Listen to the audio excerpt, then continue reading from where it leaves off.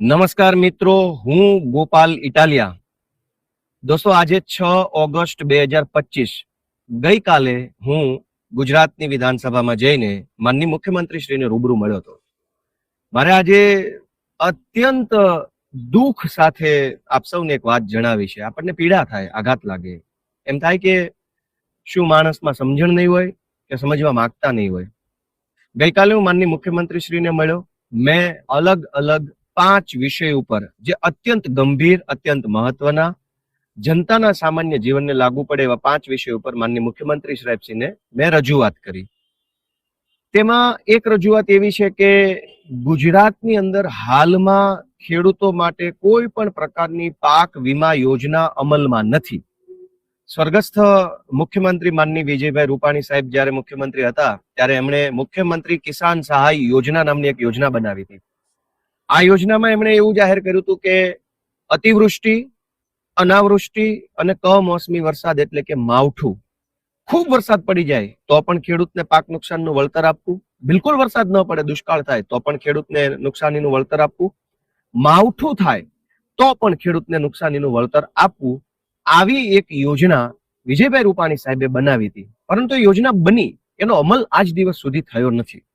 મારી માંગણી એ હતી કે મોબાઈલનો વીમો હોય છે, માણસનો પણ વીમો હોય છે, પશુ પક્ષીઓનો પણ વીમો હોય છે, મકાનનો પણ વીમો હોય છે, દુકાનનો પણ વીમો હોય છે, માલસામાનનો વીમો હોય છે, ગોડાઉનનો વીમો હોય છે, કારનો વીમો હોય છે, બાઇકનો વીમો હોય છે, બધી જ વસ્તુનો વીમો છે. તો ખેડૂતે પકવેલા પાકનો વીમો કેમ ન હોવો જોઈએ? ખેડૂતના પાકને પણ જો નુકસાન જાય તો એને પણ વીમો મળવો જોઈએ. આટલી સરસ લોજિકલ, તાર્કિક રીતે જે માંગણી છે, અને માનનીય વિજયભાઈએ યોજના પણ બનાવી છે. મારી માંગણી એટલી જ હતી કે જે યોજના બની ચૂકી છે એને અમલમાં મૂકવામાં આવે તો ગુજરાતના કરોડો ખેડૂતોને એનો લાભ મળે. કેમ કે માવઠું હવે તો બહુ વારંવાર માવઠા થાય છે, કમોસમી વરસાદ ખૂબ થાય છે, અતિવૃષ્ટિ પણ ઘણીવાર થાય છે, ખેડૂતને પાકનું નુકસાન જાય છે, 1 પૈસાની સહાય મળતી નથી, ખેડૂત આત્મહત્યા કરી જાય છે. આવો સરસ વિષય મેં માનનીય મુખ્યમંત્રી શ્રી સમક્ષ રજૂ કર્યો. એ વાતની નોંધ ટીવીમાં ક્યાંય લેવાની નહીં. દુઃખ એ વાતનું છે કે ટીવીમાં ચર્ચા એ મુદ્દા પર થવી જોઈતી હતી કે ગોપાલ ઇટાલિયા જીવનમાં પહેલી વાર મુખ્યમંત્રીને મળ્યો તો એણે મુખ્યમંત્રીને જે વાત કીધી એ વ્યાજબી છે કે ગેરવ્યાજબી છે, યોગ્ય છે કે અયોગ્ય છે, જનતાના હિતવાળી વાત લઈને ગોપાલ ઇટાલિયા મળ્યો કે પોતાના રાજકીય એજન્ડા લઈને મળ્યો. ગોપાલ ઇટાલિયાએ જે ભાષા વાપરી એ રાજકીય એજન્ડા જેવી ભાષા હતી કે જનતા માટેની ભાષા હતી? આવા બધા મુદ્દાઓ પર ટીવીમાં ચર્ચા થવી જોઈએ, ડિબેટ થવી જોઈએ, લોકોનું ધ્યાન દોરાવવું જોઈએ. પણ ટીવીમાં શું ચાલે છે? એટલું બધું દુઃખ થાય છે મને, એટલું બધું અંદરથી આઘાત લાગે છે. પણ મારે શું બોલવું? હું બોલીશ તો કોણ સાંભળશે? કેવા એજન્ડા હાલે છે? કેટલા પ્રકારનું મતલબ ચૂથવાનું કામ હાલે છે, મુદ્દાને ચૂથવાનું કામ. મેં 5 મુદ્દા પર રજૂઆત કરી. એમાંના 2 મુદ્દા ખેડૂતો માટેના હતા. ઇકો સેન્સિટિવ ઝોન નાબૂદ કરવા માટેનો મેં રજૂઆત કરી.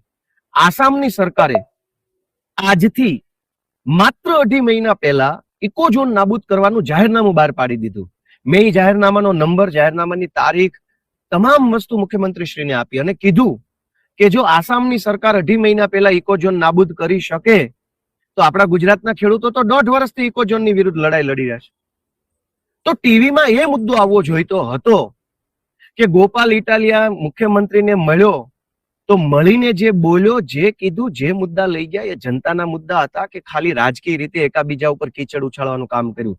ગોપાલે ધારાસભ્ય તરીકે શું કામ કર્યું, કેવું કામ કર્યું, સારું કામ કર્યું, ખરાબ કામ કર્યું, યોગ્ય કર્યું, અયોગ્ય કર્યું, વ્યાજબી કર્યું, ગેરવ્યાજબી કર્યું?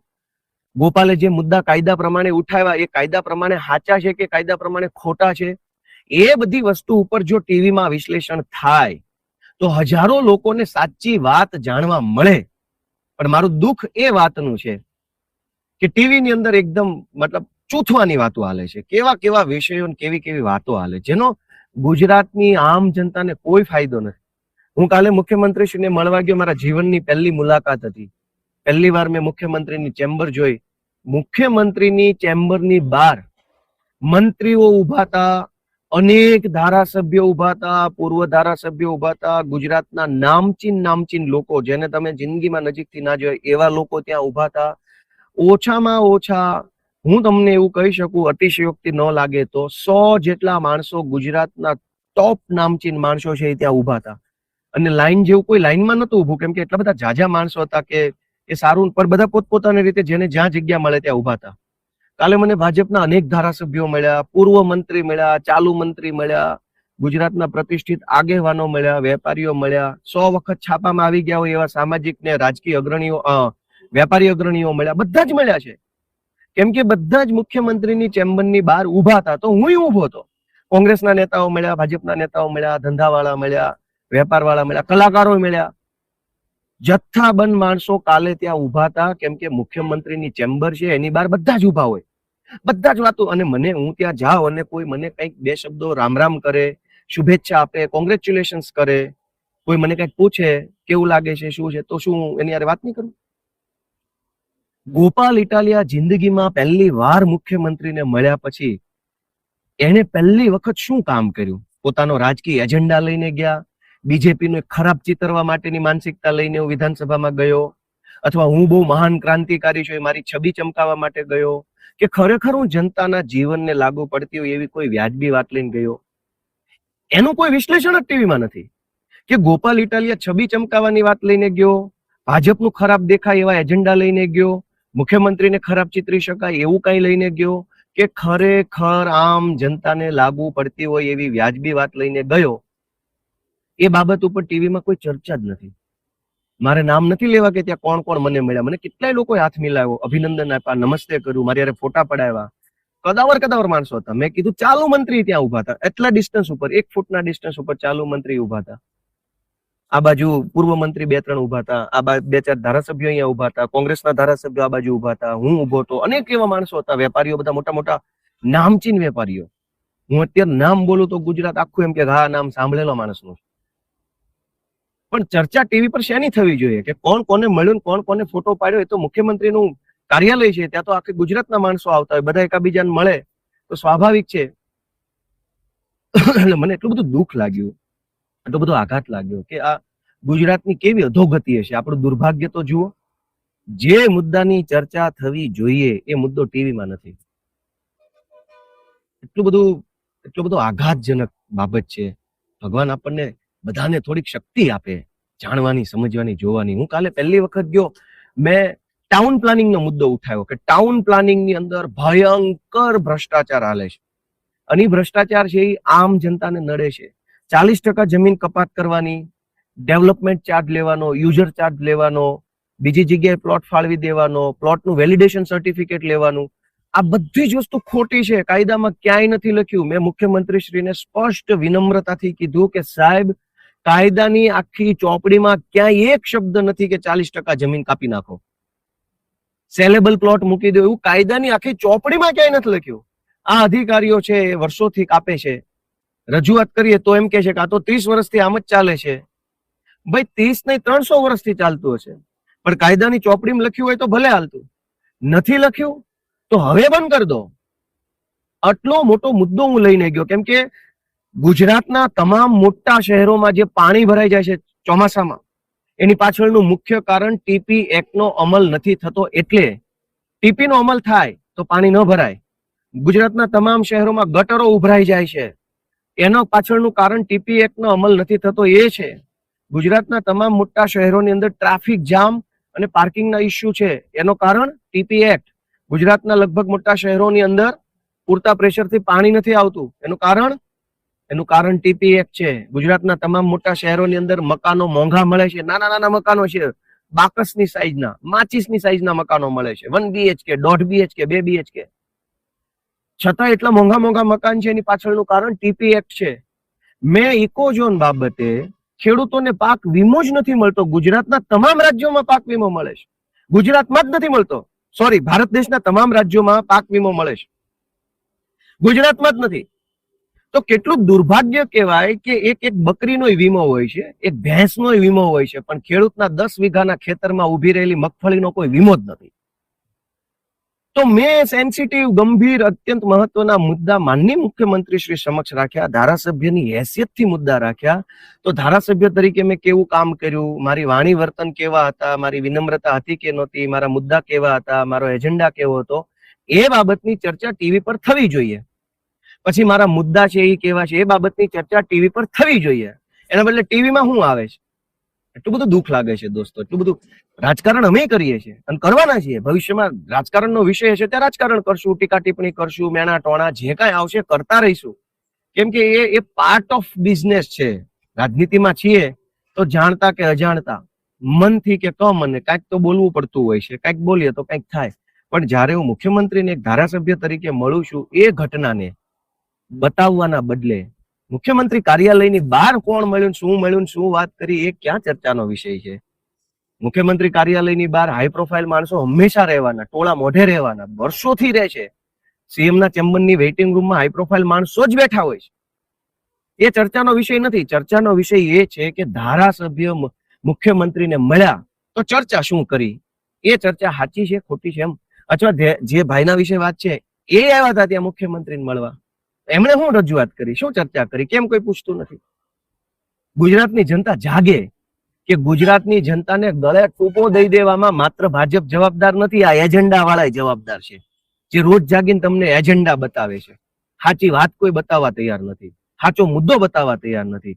અવડો મોટો ખેડૂતોનો મુદ્દો છે, ઇકોઝોન, પાક વીમો, ટાઉન પ્લાનિંગ, આખા ગુજરાતની જનતા રીબાય છે ટાઉન પ્લાનિંગના કારણે. એ કોઈ ટીવીમાં આવતું નથી કે સાચું છે કે ખોટું. હું છાતી ઠોકીને એમ કહું છું કે ટાઉન પ્લાનિંગ એક્ટના કાયદાની આખી ચોપડીમાં એક શબ્દ એવો નથી લખ્યો કે 40% જમીન કાપી લેવી, છતાંય જબરજસ્તીથી નાદાઈ કરીને જમીનો કાપી લે છે. અને એ જ જમીન પાછી વેચાઈ જાય છે બિલ્ડરોને. જ્યારે જમીન કાપવામાં આવે ત્યારે એવું કહેવાય છે કે આ શાળા માટે, આ દવાખાના માટે, આ ફાયર સ્ટેશન માટે, આ સ્વિમિંગ પુલ માટે.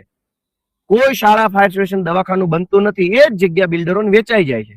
તો ખેડૂતની 40% જમીન મફતના ભાવે કાપી લીધા પછી એની એ જ જમીન પાછી કરોડો રૂપિયામાં બિલ્ડરને વેચી દેવામાં આવે. એ જ જમીન ઉપર બિલ્ડર અબજો રૂપિયાનું બિલ્ડિંગ બનાવે અને એ જ ખેડૂતને વેચે. આ ખેલ મેં કાલે ખુલ્લો પાડવા મુખ્યમંત્રીશ્રીને રજૂઆત કરી, પણ ટીવીમાં ન આવ્યું. ટીવીમાં શું આવ્યું?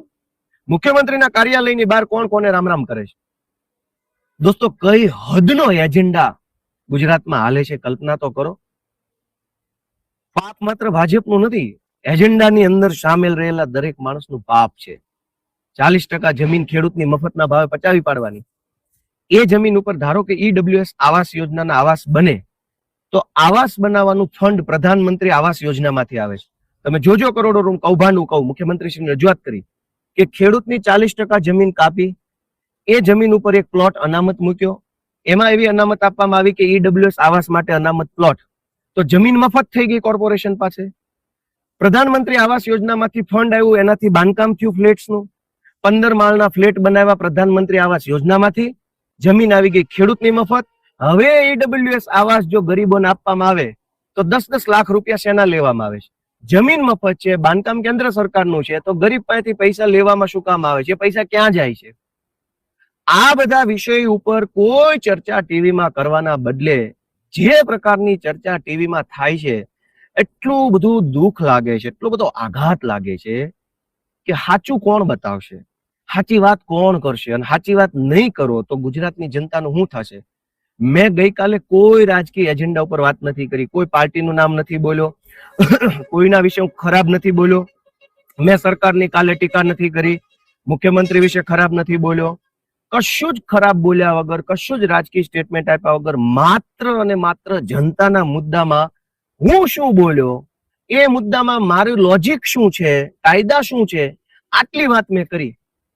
આ વાત જનતા સુધી પહોંચાડવાની જરૂર હતી, પણ નહીં પહોંચાડે.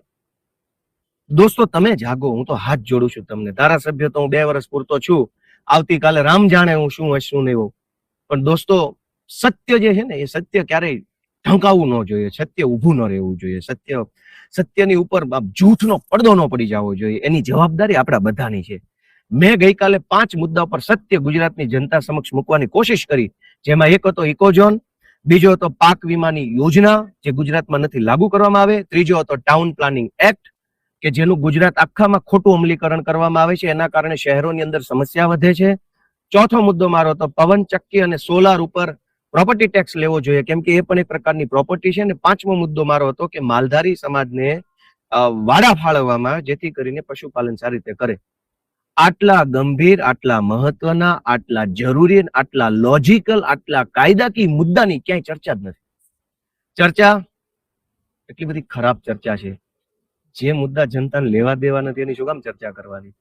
હું ગુજરાતની જનતાને હાથ જોડું છું, તમે જાગશો તો ગમે એવા મોટા એજન્ડા હશે ને ધોવાઈ જશે, સાફ થઈ જાય. પણ તમે નહીં જાગો તો બધા પોતાનો એજન્ડા ચલાવી અને તમારા રૂપિયે તમારા ઉપર રાજ કરશે. ગુજરાતની જનતા જાગે, પોતાનો આત્મા જગાડે, પોતાની જાતને પૂછે કે ગોપાલ ઇટાલિયાએ ગઈકાલે વિધાનસભામાં મુખ્યમંત્રીશ્રીને જે રજૂઆત કરી એ વ્યાજબી છે?